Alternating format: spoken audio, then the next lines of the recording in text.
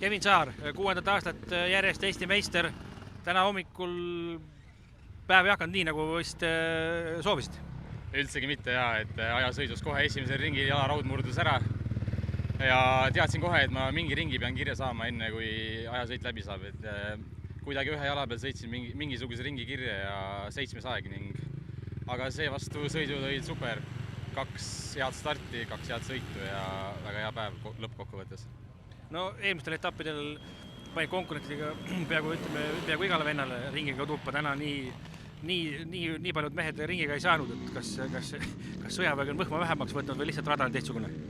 Eks natuke kindlasti, et nädala sees sõita ei saa, siis kohe annab kätele tunda ja ei tahtnud üldse mingid riske võtta.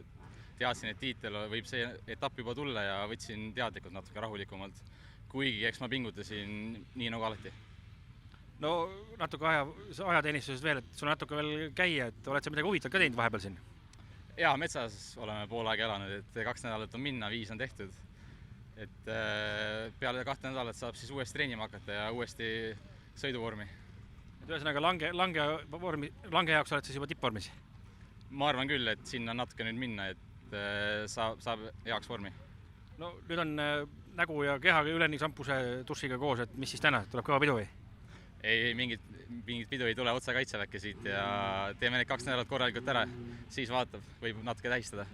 No loodame, et kõik läheb nii nagu plaani pärast ja ajateenistus kulgeb ka probleemi vabalt ja saad rahulikult tulistada seal.